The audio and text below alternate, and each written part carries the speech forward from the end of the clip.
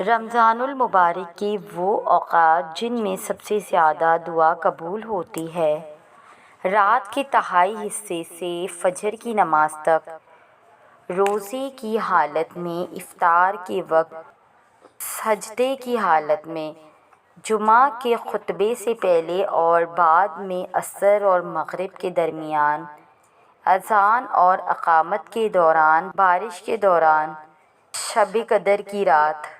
آج کی ویڈیو میں دعا قبول ہونے کا ایک وظیفہ بتاتے ہیں۔ یا وہاب، اللہ تعالیٰ کا اسم مبارک یا وہاب، اس اسم مبارک کو 7 مرتبہ جو روزانہ پڑھا کرے گا انشاءاللہ عز و جل مستجاب الدعوات ہوگا، یعنی اس کی دعائیں قبول ہوا کریں گی۔ سبحان اللہ۔ تو آج کی ہماری ویڈیو کا ٹاپک ہے وَمِن شَرِّ حَاسِدٍ إِذَا حَسَدَ۔ کیا آپ جانتے ہیں حسد کیا ہے اور اس کے کیا نقصانات ہیں؟ آئیے اس ویڈیو میں جانیے۔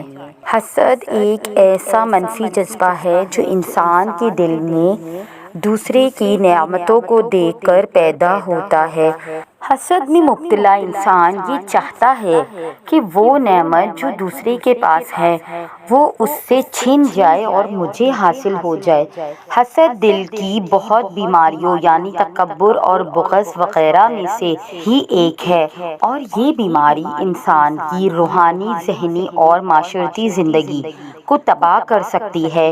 قرآن و حدیث میں اس جذبے کی مذمت کی گئی ہے اور اس سے بچنے کی ترغیب دی گئی ہے۔ قرآن مجید میں اللہ رب العزت نے حسد کے بارے میں فرمایا وَمِن شَرِّ حَاسِدٍ إِذَا حَسَدَ، اور حسد کرنے والے کے شر سے جب وہ حسد کرے میں پناہ مانگتا ہوں۔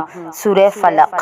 یہ آیت ہمیں بتاتی ہے کہ حسد کا شر صرف حاسد کے دل تک محدود نہیں رہتا بلکہ یہ دوسروں کے لیے بھی نقصان دہ ہو سکتا ہے، اسی لیے حسد کے شر سے پناہ مانگنی چاہیے۔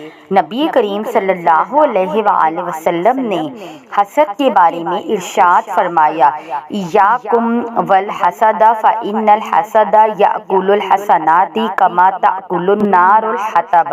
حسد سے بچو کیونکہ حسد نیکیوں کو ایسے کھا جاتا ہے جیسے آگ لکڑی کو۔ اس حدیث سے معلوم ہوتا ہے کہ حسد کی وجہ سے انسان کے اعمال صالح بھی ضائع ہو جاتے ہیں۔ اب آپ خود بھی اندازہ کر سکتے ہیں کہ حسد کتنا خطرناک اور نقصان دہ ہے۔ حسد دل کے سکون کو ختم کر دیتا ہے اور انسان کو ہمیشہ دوسروں کی خوشیوں اور کامیابیوں پر غمگین رکھتا ہے۔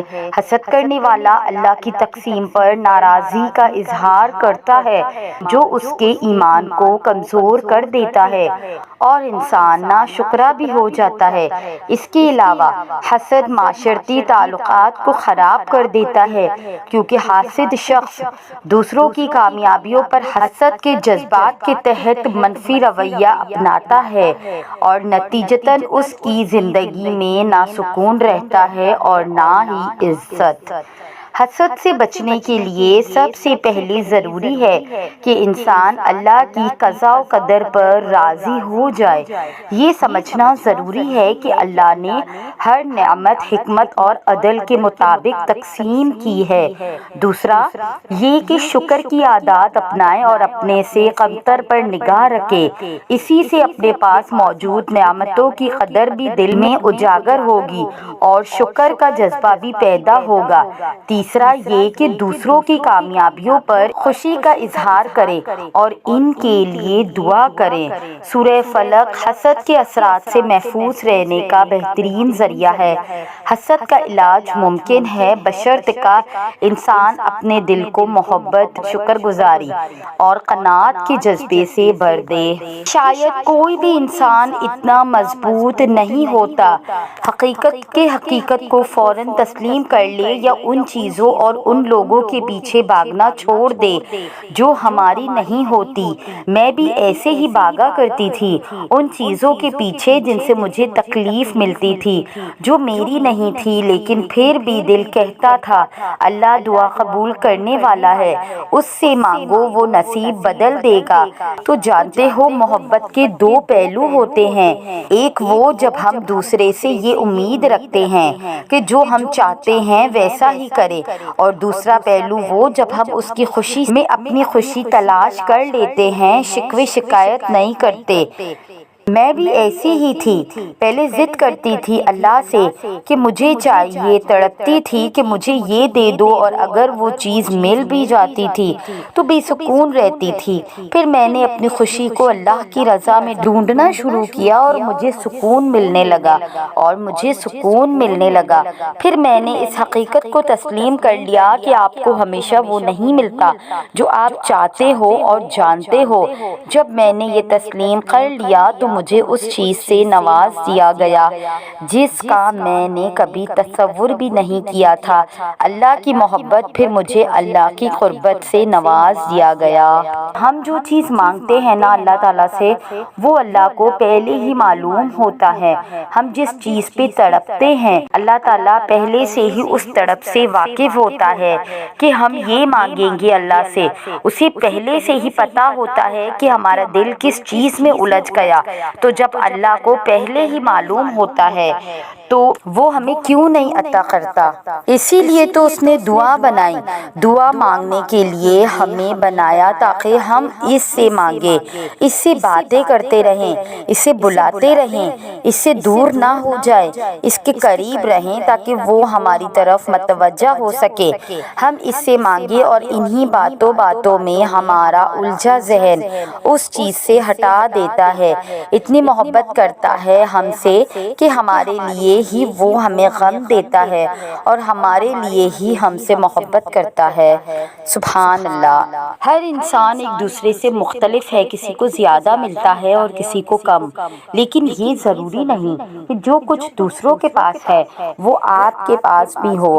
اللہ کی تقسیم پر ناراضگی کا اظہار کر کے گنہگار نہ بنے، اللہ تعالیٰ پر توکل رکھیں اور اپنے مقدر پر خوش رہنا سیکھیں۔ اذیت کے بدلے میں اذیت دے کر جس تسکین کی انسان کو تلاش ہوتی ہے وہ کبھی نہیں ملتی۔ دل کو سکون معاف کرنے سے ہی ملتا ہے۔ اگر گناہ نہیں چھوٹ رہے تو نیکیاں بڑھا دیں۔ برائی کو برائی سمجھنا بہت ضروری ہے، کیونکہ جب تک آپ کسی برائی کو جو کہ گناہ ہے غلط نہیں سمجھیں گے تو اسے چھوڑنے کا کیسے سوچیں گے؟ یاد رکھیے چاہے آپ جتنے بھی گناہ کر رہے ہو، قرآن پڑھنا سیکھنا اور سمجھنا، نماز پڑھنا، ذکر کرنا اور نیکیاں کرنا مت چھوڑے اور مایوس نہ ہو کہ میں تو گنہگار ہوں، اللہ میری نیکیاں کیسے قبول کرے گا؟ یقین جانیے یہی نیک عمل آپ کو ہمت دیں گے کہ آپ گناہ ترک کر سکیں۔ لہٰذا گناہوں کو جسٹیفائی نہ کریں، نیکیوں میں اضافہ کریں، برائی سے بچنے کے لیے اللہ سے مدد مانگتے رہیں اور استغفار کرتے رہیں۔ دنیا کے سب سے تیز اور اندر تک چیر پھاڑ دینے والے ہتھیار لفظ اور زبان ہے۔ عمریں گزر جاتی ہیں لیکن لفظوں کے گاؤ نہیں بھرتے۔